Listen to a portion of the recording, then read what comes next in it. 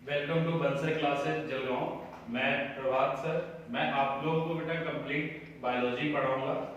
अगर हम बात करते हैं बेटा जस्ट कि आप लोगों को जो एग्जाम देना है, अगर हम टारगेट की बात करते हैं 2022 हमारा टारगेट होगा। इसके अंदर आपको नीट जो है वो एग्जाम की हम लोग प्रिपरेशन करेंगे। अगर मैं थोड़ा सा ब्रीफ आइडिया दे दूं कि नीट क्या है और उसमें जो क्वेश्चंस है वो कहां से आएगा, आपका कितने मार्क्स होगा जब आपको एक एमबीबीएस की सीट मिलेगी। तो सिंपल एक बात आप लोग समझ लीजिए, पहले नीट अगर आप लोग एग्जाम देते हैं बेटा तो ये जो एग्जाम है वो होगा आपका मेडिकल एंट्रेंस। जब आप मेडिकल एंट्रेंस की बात कीजिएगा तो वो आपके लिए एग्जाम नीट है। अब इसमें जो नंबर ऑफ मार्क्स की बात करते हैं तो वो आपका जो होगा 720 टोटल मार्क्स होगा। टोटल मार्क्स जो है आपका होगा 720। और हम जब देखेंगे कि हमें कितने मार्क्स चाहिए तो जिसमें हमें एक एमबीबीएस सीट मिल सके, तो हमारी जो पूरी कोशिश होगी कि वो जो हम लोग क्रॉस करते हैं यानी कि प्लस 650, यानी कि हमारा टारगेट जो होगा वो प्लस 650 का टारगेट होगा, जो एक अच्छे मेडिकल कॉलेज के लिए जो है हमें फायदेमंद है। तो ये हमारा टारगेट होगा प्लस 650 मार्क्स। अब इसमें जब देखेंगे बेटा तो नॉर्मली क्या है कि सब्जेक्ट वाइज जो है वो हर सब्जेक्ट का एक अलग अलग वेटेज है, जिसमें अगर इस 720 में से हाफ कर देते हैं तो वो जो आपका होगा 630, ये जो होगा वो आपका कंप्लीट बायोलॉजी। और बायोलॉजी की जब बात करेंगे तो इसमें जो है आपको दोनों, यानी इट मींस कि यहां पर आपको बॉटनी और प्लस यहां पर आपको जूलॉजी, दोनों मिलाकर जो होगा वो होगा आपको 360। ठीक है। अब इसके बाद जब बात करते हैं बेटा जो मार्क्स आपके बच गए, जो रह गए मार्क्स, वो जो होगा वो होगा आपको 360। तो 360 जब हम लोग देखेंगे तो इसमें क्या चीज देखने को मिलेगा, आपको जो है वो फिजिक्स होगा और यहाँ पर आपका केमिस्ट्री होगा। तो इसमें जब हाफ हाफ कीजिएगा तो 180 जो है आपका फिजिक्स और केमिस्ट्री से आएगा। बायो में आप लोग जब पढ़ेंगे बेटा तो 11th और 12th का फुल सिलेबस होगा, सेम चीज आपको फिजिक्स के साथ, सेम चीज आपको केमिस्ट्री के साथ। तो हमें ये याद रखना है कि जो हमारा टारगेट है वो नीट है 2022, उसमें मार्क्स टोटल जो होगा नीट में 720। आपको जो टारगेट करना है वो है प्लस 650। इट मींस कि यहाँ पे जब आप प्लस 650 जाते हो तो ये आपका एक मेडिकल सीट के लिए कंफर्म मार्क्स है, जिससे एक एमबीबीएस सीट आपको मिलेगी।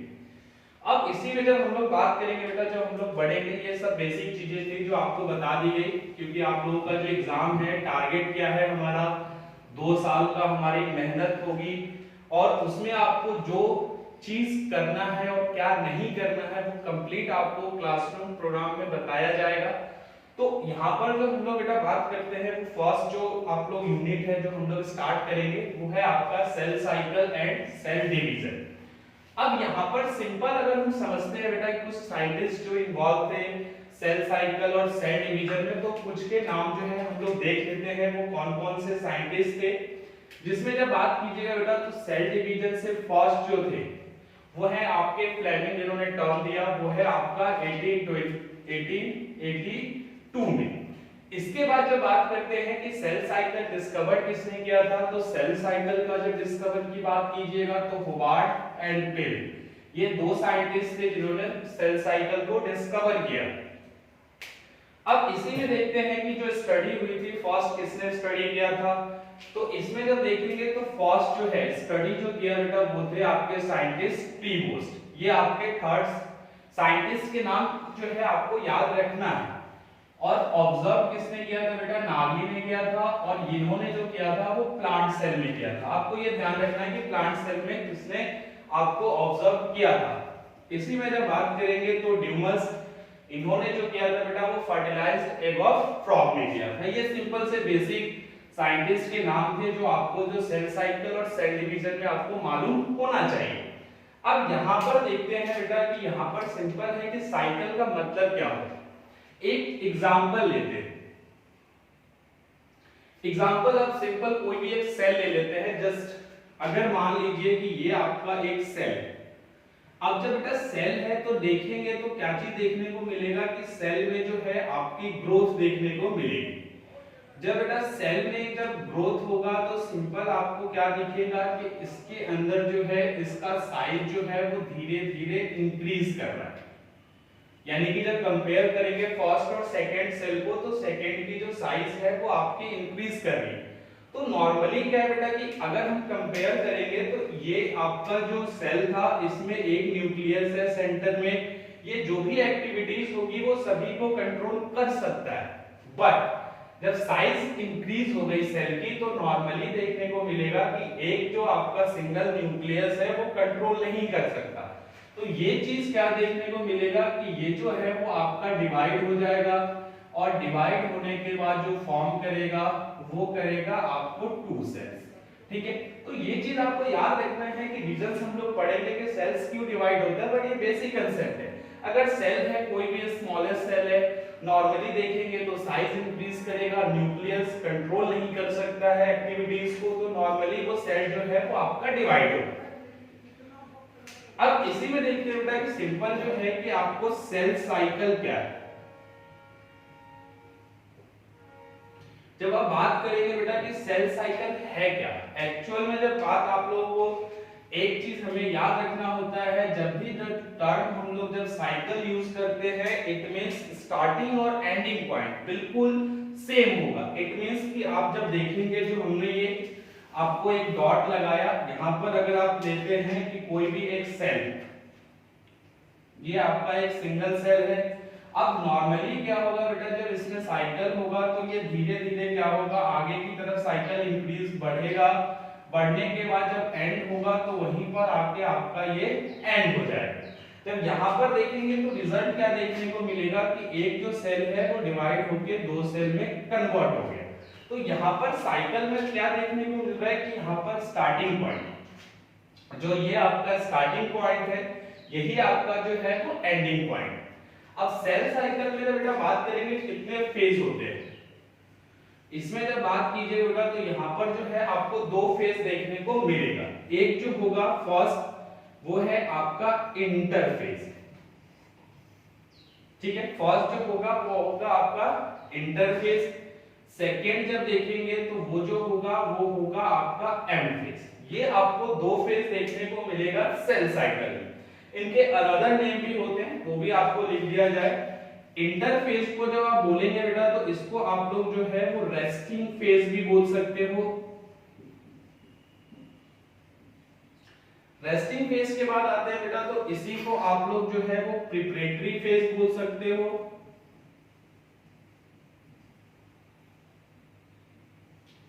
इसी फेज को जो है बेटा आप लोग जो बोल सकते हो वो सिंपल आप लोग नॉन डिविजनल फेज बोल सकते हो। तो ये जो चीज है कि आपके एक ही नाम जो है आपका इंटरफेस उसी को जो है वो डिफरेंट आपको नेम से आप लोग जो है वो बोल सकते हो, जिसमें नॉन डिविजनल फेज हो गया, प्रिपरेटरी फेज हो गया, रेस्टिंग फेज हो गया। एम फेज की जब बात करते हैं सिंपल था तो ये जो होगा वो आपको देखने को मिलेगा कि एम फेज जो है वो आपका जो होगा वो होगा डिविजनल फेज। और इसी को जो है एक और नाम दीजिएगा तो वो होगा माइटोटिक फेज। ये आपको जो है अनदर नेम डिफरेंट जो है वो नेम हो गया, आपको सेम फेज है जिसमें एम फेज को डिविजनल फेज माइटोटिक फेज बोल सकते हो। इंटरफेज को जब बात करेंगे तो एम फेज होगा।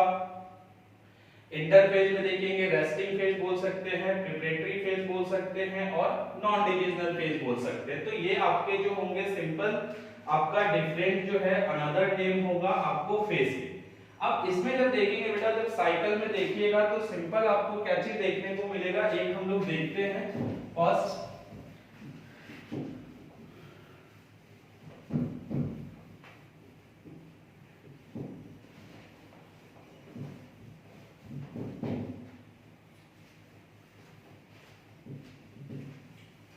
अब यहाँ पर जो है बेटा वो फर्स्ट जो हम लोग देखते हैं एक सिंपल सा एक साइकिल बना लेते हैं। ये आपका जो सिंपल है एक साइकिल। अब इसमें आप लोगों को ये बताया गया कि दो फेज होते हैं जिसमें आप जब फर्स्ट बात करते हो वो इंटरफेज और सेकेंड जो होगा वो होगा आपका एम फेज, ठीक है। अब यहाँ पर सिंपल देखेंगे बेटा तो ऑलमोस्ट जो होगा वो 95% जो फेज कवर करेगा वो आपका इंटरफेज करेगा। तो ये जो है वो ऑलमोस्ट 95% कवर करेगा। ठीक है, अब इसमें देखेंगे बेटा तो इसमें जो डिफरेंट फेजेस होंगे वो होगा गैप 1 फेज, ठीक है G1, इसी में सेकंड देखेंगे तो S फेज होगा, इसी में जब देखेंगे तो सेकंड थर्ड जब देखेंगे तो G2 होगा, जिसको आप लोग गैप 2 फेज बोलेंगे। तो यहां पर सिंपल आप जब डिनोट कीजिएगा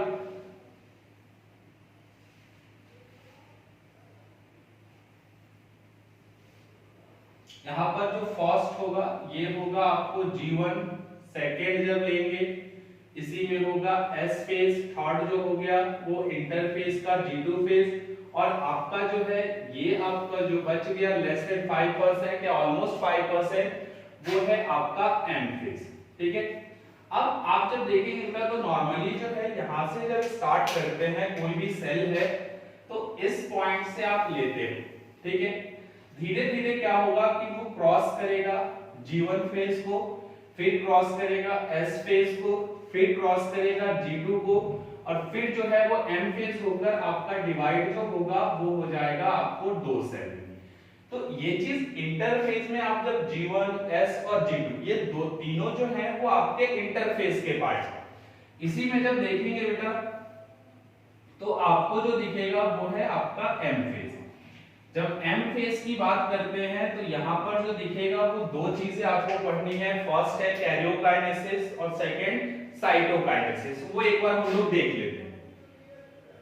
अब यहाँ पर जब सिंपल देखेंगे तो अगर ये कोई भी सेल है, ठीक है, फर्स्ट कोई भी एक सेल एग्जांपल लेते हैं, तो फर्स्ट आपको देखने को क्या चीज मिलेगा कि यहाँ पर जो है सेल में जो देखने को मिलेगा वो है आपका इलोंगेशन ऑफ न्यूक्लियस। ठीक है, अगर हम यहाँ पर कलर चेंज कर दें तो यहाँ पर सिंपल जो देखिएगा तो यहाँ पर जो होगा वो होगा आपको इलोंगेशन ऑफ न्यूक्लियस। जब नेक्स्ट देखेंगे स्टेप में क्या चीज होगा तो आपको देखने को मिलेगा कि न्यूक्लियस जो है वो डिवाइड हो, मतलब कि सिंपल जब देख रहे हैं तो इस पॉइंट पे क्या चीज हो रहा है, तो यहाँ पर जो हो रहा है वो डिवीजन ऑफ न्यूक्लियस हो रहा है। तो सिंपल यहाँ पर हम लोग लिख भी देते हैं कि यहाँ पर जो होगा वो होगा आपको डिवीजन ऑफ न्यूक्लियस, जिसको आप लोग सिंपल जो बोलते हो वो है आपको कैरियोकाइनेसिस।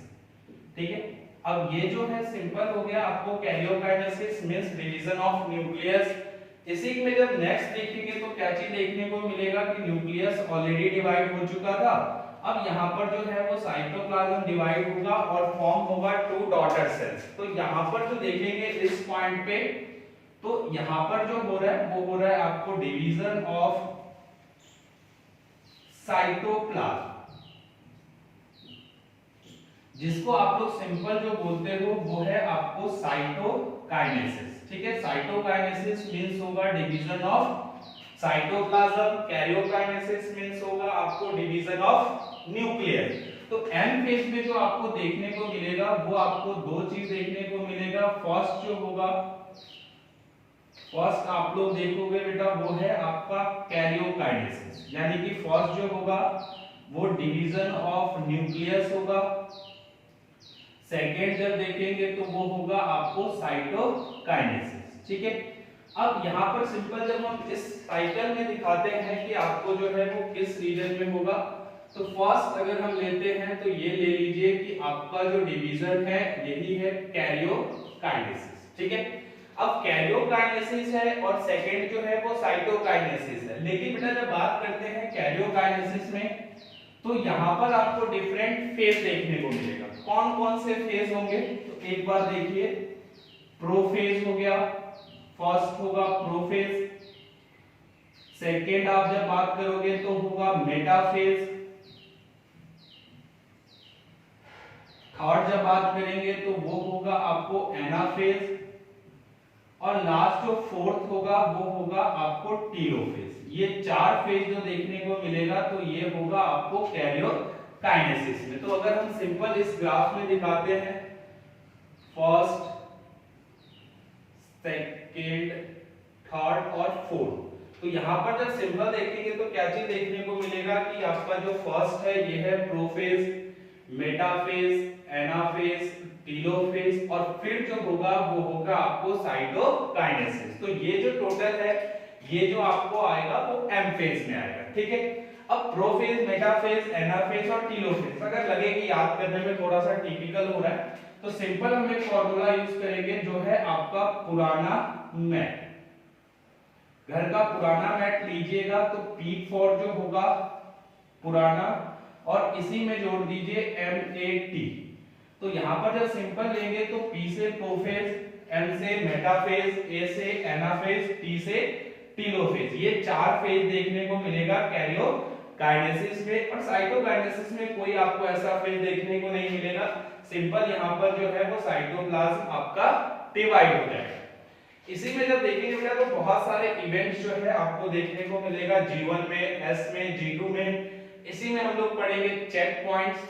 अगर इसी में कोई सेल डिवाइड नहीं होने वाला, जैसे कि आपका नर्व सेल है, ब्रेन सेल है, तो वो जो इंटर करेगा वो होगा आपको G0 फेज में, ठीक है। ये जो सिंपल है इसको आप लोग जो बोलते हो वो है G0 फेज, यानी कि जो नॉन डिविजनल सेल्स होंगे वो इंटर करेगा आपको G0 फेज में, जिसको आप लोग क्विसेंट फेज भी बोलते हो। और यहाँ पर आपको G0 या क्विसेंट फेज यूज कर सकते हैं। तो ये जो आपको डिफरेंट है ये आपको प्रॉपर एक सेल साइकिल में इवेंट्स देखने को मिलेगा। अब इसी में देखेंगे बेटा तो S फेज जो है इसको जो आप लोग बोलते हो ये है आपको सिंथेसिस फेज, ठीक है। सिंथेसिस का मतलब है कि कोई चीज यहाँ पर सिंथेसिस हो रहा है, इसलिए इसका नाम जो हम लोग देंगे वो आपका देंगे सिंथेसिस फेज। और इसके बाद जो नेक्स्ट है उसमें हम लोग देखेंगे कि किस किस फेज में आपको कौन कौन से इवेंट्स हो रहा है।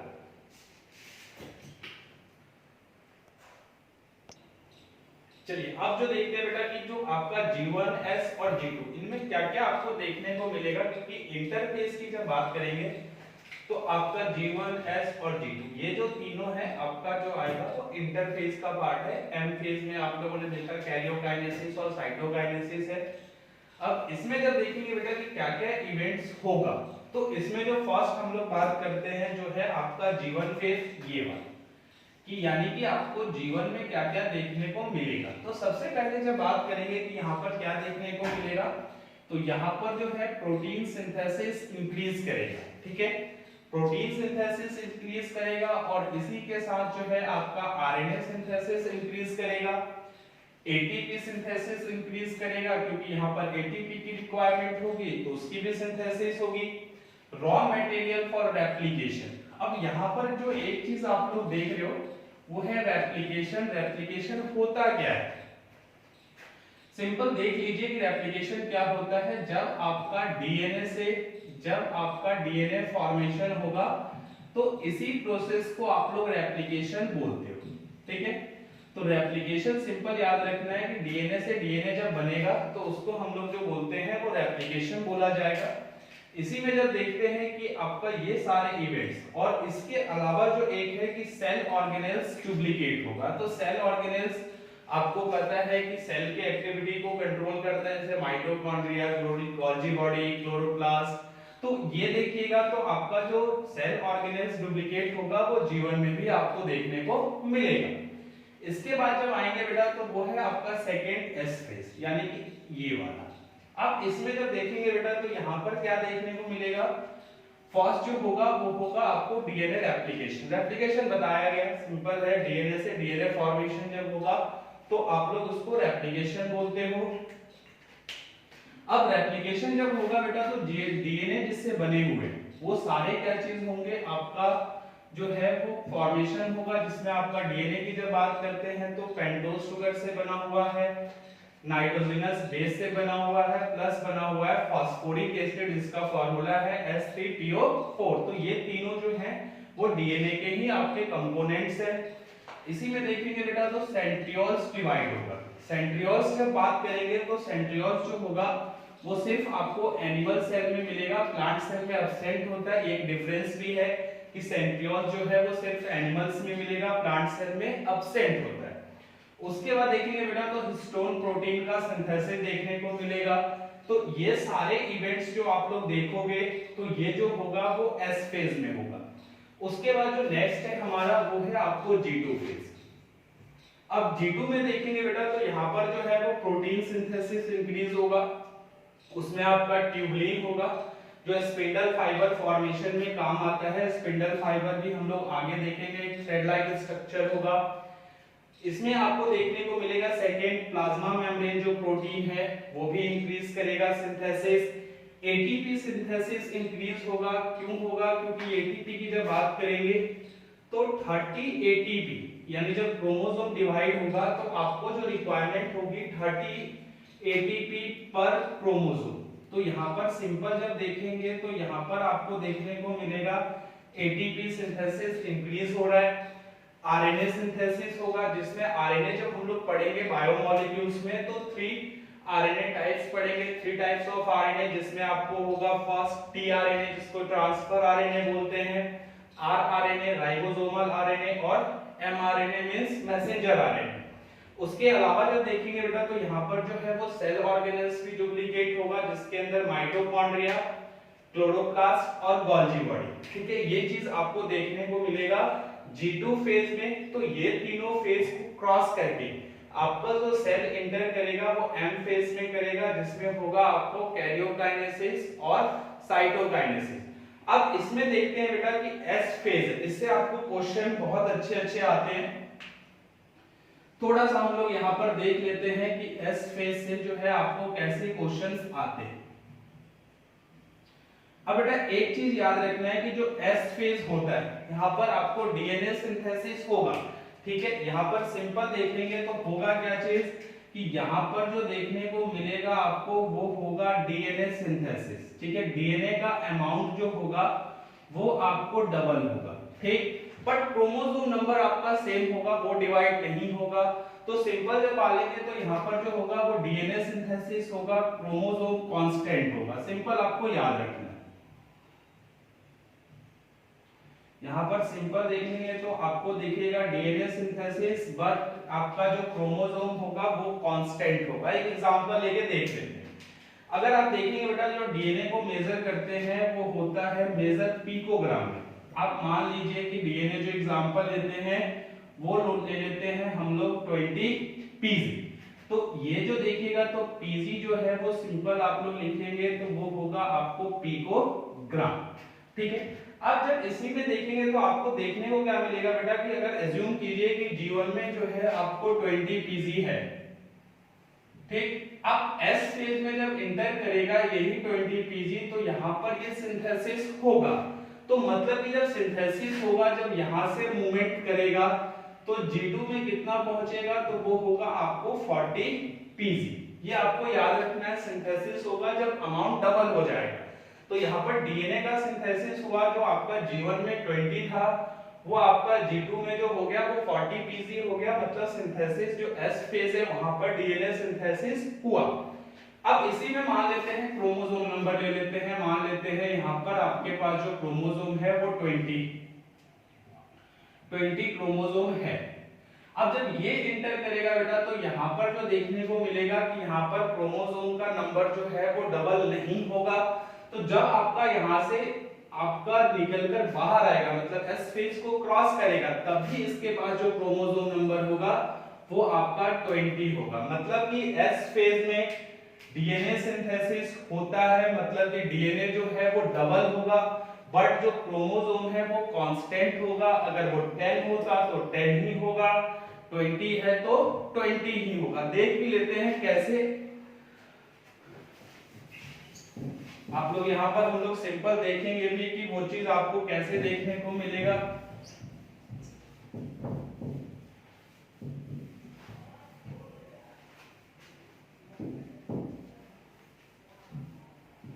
अब देखिए बेटा सिंपल जो आपको देखने को मिलेगा कि ये जब देखिएगा कि आपके पास ये एक क्रोमोसोम है। ठीक है, जब क्रोमोसोम की बात करते हैं बेटा तो आपको जो सेंटर में होगा ये वाला, ये आपका होगा सेंट्रोमियर। बाकी जो आर्म्स होंगे इसको आप लोग सिंपल बोलोगे सिस्टर क्रोमेटिड्स। अब इसी में देखते हैं बेटा कि ये जो अमाउंट ऑफ डीएनए था जो रेड कलर का है ऑलरेडी G1 में था, ये सिंपल देखना है। तो ये आपका G1 में था। जब ये इंटर करेगा किसमें तो S फेज में, तो यहां पर क्या चीज होगा कि आपको जो देखने को मिलेगा वो है सिंथेसिस ऑफ डीएनए। तो जब सिंपल देखेंगे बेटा तो रेड कलर ऑलरेडी जो है पहले से डीएनए था, यानी कि जीवन में भी था। जब यहाँ पर सिंथेसिस होगा बेटा एस फेज में, तो यहाँ पर डीएनए का अमाउंट आपको दिखेगा डबल होगा। यही चीज जब हम लोग आगे बढ़ेंगे बेटा तो नॉर्मली क्या चीज होगा, यही जो है वो आपका बीच से स्प्लिट होगा। स्प्लिट होने के बाद जो फॉर्मेशन होगा वो 2 क्रोमोसोम का होगा। तो इस कंडीशन में जो बोलेंगे ये जो क्रोमोसोम होगा ये होगा आपको मोनाड, ठीक है। इसी में जब हम लोग आगे देखेंगे तो इसी में जब होगा तो होगा डायड। जब इसी में 4 आर्म्स दिखने लगेंगे तो यहाँ पर आपको देखने को मिलेगा सिंपल कि वो जो होगा वो टेट्राड होगा, वो आगे हम लोग देखेंगे। तो यहाँ पर जो ये वाला क्रोमोसोम है आप इसको कुछ इस तरीके से भी ड्रॉ कर सकते हो। बात वही होगी, जब सेंट्रोमियर स्प्लिट करेगा तो दोनों तरफ से ये डिवाइड होके आपका रिलीज हो जाएगा। अब एक एग्जांपल लेते हैं बेटा यहाँ पर कि मान लीजिए कि आपके पास 2n है। 2n का मतलब होगा डिप्लॉयड। इसमें जब देखते हैं कि यहाँ पर जो डीएनए अमाउंट है वो है आपको 20 pc। अब यहाँ पर आपको जो निकालना है वो निकालना है n का और निकालना है 3n का, ठीक है। ये चीज आपको ध्यान देना है, n का निकालना है और 2n का निकालना है। जब इसी में हम लोग देखेंगे कि n है और 2n है, जब n होगा बेटा तो यहाँ पर जो होगा ये हो जाएगा आपको 10 pc, ठीक है। 2n 20 दिया गया है तो n जब लेंगे तो वो 10 pc होगा क्योंकि हाफ होगा। 3n लेंगे तो यही 10 को जब इनटू कीजिएगा 3 से तो ये जो होगा वो होगा आपको 30 pc। अब यहाँ पर कंडीशंस होते हैं बेटा जब आप लोग बात करते हो इंडोस्पर्म की, ठीक है। इंडोस्पर्म जो होता है बेटा वो कंडीशन होगा आपका 3n, यानी कि आपका जो सिंपल है कि वो 3n है, जितना अमाउंट ऑफ डीएनए होगा आपको इनटू कर देना है 3 से।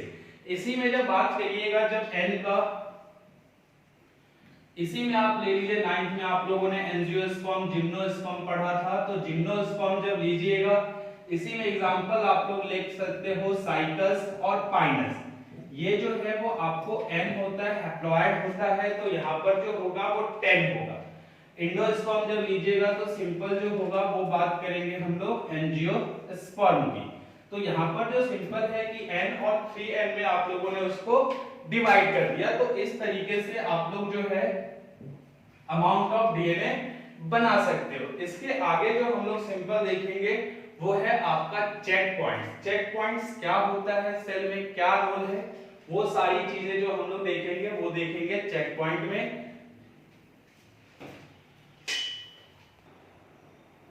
चलिए बेटा अब जो है आपको जो पढ़ना है नेक्स्ट वो है हमारा सिंपल सा टॉपिक चेक पॉइंट्स। अब यहाँ पर सिंपल देखेंगे बेटा तो आप लोग चेक पॉइंट्स का मतलब क्या होगा सेल डिवीजन सेल साइकिल में, कि आपको जो है बेटा जो भी सिंथेसिस हो रहा था जैसे G1 में है, S में है, G2 में है, तो वो सारे अमाउंट्स प्रॉपर है या नहीं। सिंपल ATP ले लेते हैं, अगर ATP प्रॉपर है, सिंथेसिस हुआ है, तो नॉर्मली क्या है कि वो आगे चलकर हेल्प करेगा सेल साइकिल में, सेल डिवीजन में। तो वो सारी चीजें प्रॉपर है या नहीं है, वो सारे जो चेक होंगे वो हमारे होंगे चेक पॉइंट्स। इसमें जब हम लोग डिवाइड करते हैं बेसिकली तो वो होगा आपको एक मेजर चेक पॉइंट और एक होगा माइनर चेक पॉइंट। दो चेक पॉइंट्स आपके लिए इंपॉर्टेंट है, major and minor check points. अब इसमें देखेंगे बेटा तो यूकैरियोट्स में जो होता है वो आपका जो है वो रेस्ट्रिक्शन पॉइंट है। ये याद रखना है कि यूकैरियोट्स में जो होगा वो होगा रेस्ट्रिक्शन पॉइंट। इसी में जब ईस्ट में बात करते हैं तो वो होगा आपको स्टार्ट पॉइंट, ठीक है। ये दो चीज आपको याद रखना है। अब इसमें क्या क्या चेक होगा, तो फर्स्ट जब देखिएगा तो डीएनए का जो अमाउंट है प्रॉपर है या नहीं है। इसी में देखेंगे जो जो एंजाइम्स रिक्वायर्ड है, प्रोटीन रिक्वायर्ड है, या जो एटीपी सिंथेसिस हो रहा है यानी कि एटीपी, वो सारे जो है उनके अमाउंट्स प्रॉपर है या नहीं, प्रॉपर सिंथेसिस हुआ है या नहीं, वो सारा चेक भी जो होगा वो आपको मेजर चेक पॉइंट में होगा जो आपको जीवन में देखने को मिलेगी। इसी में देखेंगे कि सेल जो है वो कमिटेड है कि नहीं सेल डिवीजन के लिए, ये भी बहुत इंपॉर्टेंट है। अगर ये चेक नहीं हो पाया तो सेल डिवाइड नहीं करेगा। इसी में देखेंगे कि एक्टिवेशन ऑफ साइक्लिन, ये आपको देखिएगा साइक्लिन जो है आपको ग्रुप ऑफ प्रोटीन्स होता है जो इनिशिएट करेगा सेल डिवीजन। तो सिंपल है कि ये जो है आपका ग्रुप ऑफ प्रोटीन्स है जो इनिशिएट करेगा आपके सेल डिवीजन को। इसके बाद जब देखेंगे बेटा तो सीडीके है, साइक्लिन डिपेंडेंट काइनेज, जो क्या करेगा, इनिशिएट ट्रांसक्रिप्शन। अब यहाँ पर एक ट्रांसक्रिप्शन वर्ड आया, इसमें देख लेते हैं कि ट्रांसक्रिप्शन क्या होता है। जब आपका डीएनए से डीएनए फॉर्मेशन हो रहा था तो इसको आप लोग बोलते हो रेप्लिकेशन, ठीक है। डीएनए से आरएनए बनेगा, बेसिकली वो एमआरएनए होगा, लेकिन यहाँ पर हम लोग लिख लेते हैं आरएनए या एमआरएनए। तो ये जो होगा बेटा वो होगा आपको ट्रांसक्रिप्शन। तो यानी कि सिंपल आप लोग बोल सकते हो कि जो ट्रांसक्रिप्शन है वो है formation of DNA, sorry formation of RNA from DNA. जब डीएनए से आरएनए बनेगा तो उसको आप लोग ट्रांसक्रिप्शन बोलते हो। रेप्लिकेशन क्या है, तो डीएनए से डीएनए फॉर्मेशन है। तो ये सारी चीजें जो होंगी बेटा वो होगा आपको मेजर चेक पॉइंट्स। अब इसमें सेकंड देखते हैं वो है हमारा माइनर चेक पॉइंट, जो आपको G2 में देखने को मिलेगा। तो यहाँ पर जो है कि आपका डीएनए रेप्लिकेशन हुआ या नहीं हुआ। इसी में देखेंगे कि प्रोटीन, एंजाइम्स और एटीपी जो है वो प्रॉपर सिंथेसिस हुए या नहीं हुए, वो सारा चीज चेक करेंगे। इसी में देखेंगे बेटा तो ट्यूबलिन जो है, जो स्पिंडल फाइबर फॉर्मेशन होगा, वो आपका प्रॉपर सिंथेसिस हुआ या नहीं हुआ। तो ये चीजें जो होगी वो चेक जो होगा बेटा वो माइनर चेक पॉइंट में होगा। एक जो है बेटा वो ध्यान रखना है, या नहीं भी ध्यान रखिएगा तो चलेगा, एम फेज और एना फेज के बीच में, यानी कि मेटाफेज एना फेज के बीच में यहाँ पर जो सिंपल चेक होता है कि स्पिंडल फाइबर कि यानी कि जो आपका जब क्रोमोसोम स्प्लिट होगा तो स्पिंडल फाइबर का रोल है, तो वो आपका प्रॉपर है या नहीं, जिससे आपका जो सेंट्रोमियर है वो प्रॉपर स्प्लिट हो सके। तो ये जो है आपके चेक पॉइंट्स है जिसमें आप लोग मेजर और माइनर डिवाइड करते हो। उसके अलावा एक और माइनर है जो एम और ए के बीच में है, यानी कि मेटाफेज, और एनाफेज के बीच में है, जो है आपका स्पिंडल फॉर्मेशन प्रॉपर हुआ है या नहीं हुआ है, या प्रॉपर अटैच है या नहीं है। इसी के बाद देखेंगे बेटा तो आप लोग को बोला गया G0 आपका जो होगा बेसिकली इस रीजन में होगा, G1 में। तो यहाँ पर जब देखेंगे तो सिंपल क्या होगा कि जो भी अनफेवरेबल कंडीशन होता है, जैसे मान लीजिए कि आपको जो प्रॉपर क्रेब्स साइकिल नहीं हो रहा है, एटीपी फॉर्मेशन नहीं हो रहा है, तो उस कंडीशन में सेल्स डिवाइड नहीं करेंगे, तो वो कहां पे रिस्ट्रिक्ट होंगे, तो वो आपका जो होगा वो G0 में होगा, जिसमें आप लोग बोलेंगे कि टेम्परेचर भी एक कंडीशन हो सकता है जो अनफेवरेबल हो, एक्सटर्नल कंडीशन हो सकता है। अब इसी में एक चीज आप लोग जो देख लीजिए बेटा कि अगर जो क्रोमोसोम है, ये आपका क्रोमोसोम है, इस पे जो है आपको एक डिस्क लाइक स्ट्रक्चर मिलेगा, जहां पे जो है वो माइक्रोट्यूब्यूल्स, स्पिंडल फाइबर्स जो है वो अटैच होगा। इसको हम लोग जो सिंपल बोलते हैं ये है आपका काइनेटोकोर। तो काइनेटोकोर जो होगा वो सिंपल जो होगा वो आपका सिंपल जो है अटैचमेंट होगा वहां पर, और ये एक डिस्क लाइक स्ट्रक्चर होगा सेंट्रोमियर में। उसके अलावा जो देखेंगे बेटा तो ईस्ट का स्टार्ट पॉइंट दिया है, ये बहुत अच्छा क्वेश्चन है कि आपका जो ईस्ट है वो सिंपल जब देखेंगे बेटा तो ईस्ट जो है वो हर कितने मिनट पे डिवाइड करता है, कितने आवर पे डिवाइड करता है, या कितने सेकंड पे डिवाइड करता है। तो ईस्ट का जब कंडीशन देखेंगे तो यहाँ पर जो दिखेगा कि ये जो है आपका ऑप्शन ले लीजिए, तो यहाँ पर जब सिंपल देखेंगे तो ये है आपको दे दिया गया 90 मिनट, इसी में ले लेते हैं 90 सेकेंड, इसी में ले लेते हैं 90 आवर, और इसी में ले लेते हैं 90 डेज। अब ये बोला जाए कि आपको ईस्ट जो है वो कितने मिनट कितने डेज में डिवाइड करता है, कितने आवर में डिवाइड करता है, तो हमेशा आप लोग ध्यान रखना है कि ईस्ट जो है बेटा वो हर 90 मिनट के बाद डिवाइड करता है। तो सिंपल जो होगा कि आपका जो आंसर होगा वो होगा आपको 90 मिनट। उसके अलावा देखेंगे बेटा तो क्वेश्चन जो पूछा जाता है यहाँ पर देख लेते हैं, आइए।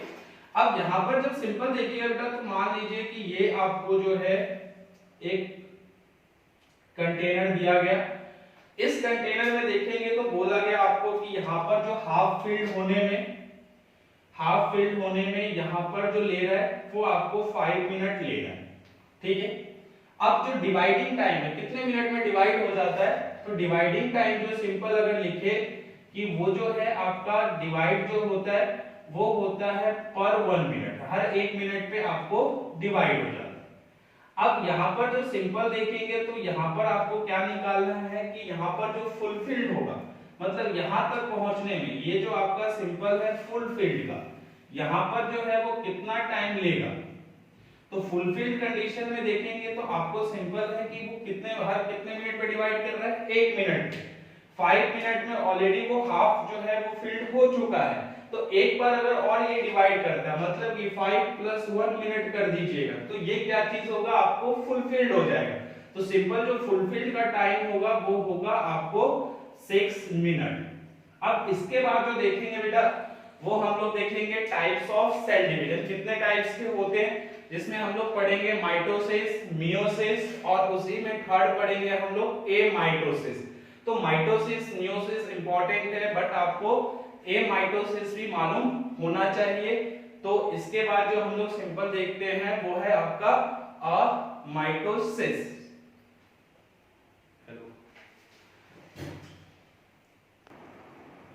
अब जो हम लोग देखेंगे बेटा कि वो कितने टाइप्स ऑफ सेल डिवीजन होता है। फर्स्ट आप लोग को जो पढ़ना था वो एमाइटोसिस, माइटोसिस और मियोसिस, 3 होते हैं। अब इसमें जब हम लोग सिंपल देखते हैं जो हमें डिटेल में पढ़ना है वो माइटोसिस और मियोसिस है, लेकिन एमाइटोसिस की हम लोग एक बार डिस्कशन जरूर करेंगे क्योंकि यहाँ पर जो हम लोग देखते हैं वो आपको फर्स्ट है एमाइटोसिस। अब यहाँ पर जो देखेंगे बेटा तो ये डायरेक्ट डिवीजन है, यहाँ पर आपको कोई भी अदर फेजेस देखने को नहीं मिलेगा, ये जो कंप्लीट है वो डायरेक्ट डिवीजन है जिसमें आपको कैरियोकाइनेसिस और साइटोकाइनेसिस होगा। अब यहाँ पर देखेंगे बेटा तो जब ये डायरेक्ट डिवीजन है तो जो क्रोमोसोम का डिस्ट्रीब्यूशन होगा वो अनइक्वल होगा। मान लीजिए कि वहां पर आपको जो कंडीशन दिखे कि 5 ऊपर चला गया यानी कि एक सेल में 5 अनदर में 4 है, तो ये जो कंडीशन होता है वो आपका अनइक्वल डिस्ट्रीब्यूशन ऑफ क्रोमोसोम होगा। इसमें जो है बेटा वो स्पिंडल फाइबर फॉर्मेशन नहीं होगा, मतलब कैरियोकाइनेसिस होगा, बस स्पिंडल फाइबर फॉर्मेशन देखने को नहीं मिलेगा। न्यूक्लियस और साइटोप्लाज्म ये जो होगा बेटा वो सिंपल जब देखेंगे तो डिवाइड बाय कॉन्स्ट्रिक्शन, मतलब कि अंदर की तरफ मूवमेंट होगा तो फोर्स जो होगा वो इनवर्ड होगा। एग्जांपल लेते हैं बेटा तो ईस्ट है, बैक्टीरिया, ईटीसी, इनमें जो होगा वो सिंपल आपको अमाइटोसिस देखने को मिलेगा। इतने पॉइंट्स आपको याद रखना है। माइटोसिस जो होगा बेटा वो इक्वेशनल डिवीजन होगा, इसी को बहुत लोग सोमैटिक डिवीजन बोलते हैं, वो भी याद रखिएगा। इक्वेशनल क्यों बोलते हैं वो देखिए, अगर ये क्रोमोसोम 46 है, ह्यूमन का कंडीशन लेते हैं, तो ये जो डिवाइड होगा बेटा तो ये जो होगा वो 46 और 46 में होगा, मतलब कि यहाँ पर जो है वो क्रोमोसोम इक्वल डिवाइड हो रहा है। इस कारण से जो माइटोसिस होगा वो इक्वेशनल डिवीजन होगा। मियोसिस की बात करते हैं बेटा तो इसी में जो होगा ये हेल्प जो करेगा formation of germ cell. Germ cell का मतलब है सिंपल आप लोग समझते हो रिप्रोडक्टिव सेल, तो फॉर्मेशन ऑफ जो होगा वो होगा आपको जर्म सेल। अब इसमें जब देखेंगे बेटा तो क्या होगा कि यहाँ पर रिडक्शनल डिवीजन, मियोसिस जो होगा वो याद रखना है हमें, मियोसिस 1 पढ़ेंगे और मियोसिस 2 पढ़ेंगे। ये जब पढ़ेंगे तो आपको डिटेल व्यू आएगा, डिफरेंट फेजेस देखने को मिलेगा, लेकिन यहाँ पर याद रखिए कि रिडक्शनल डिवीजन बोलते हैं, क्यों बोलते हैं वो देख लेते हैं।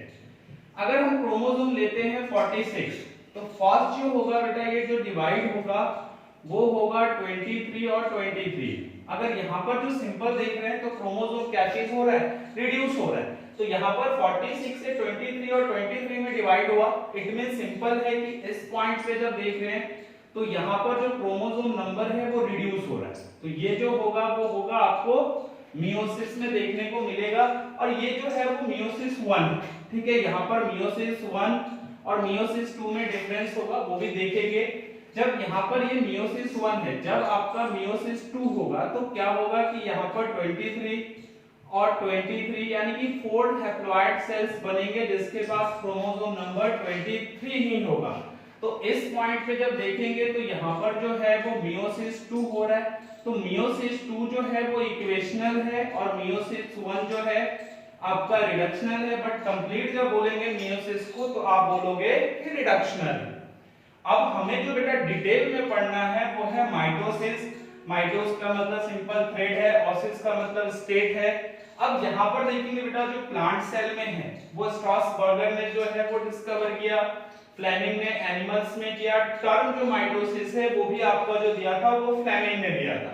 अब माइटोसिस में देखेंगे बेटा तो क्या क्या देखने को मिलेगा वो एक बार देख लेते हैं कि यहां पर आपको जो पढ़ना है वो प्रोफेज है।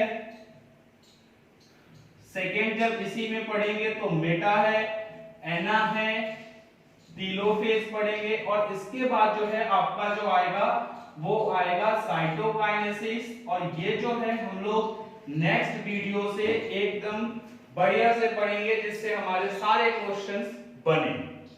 ठीक है।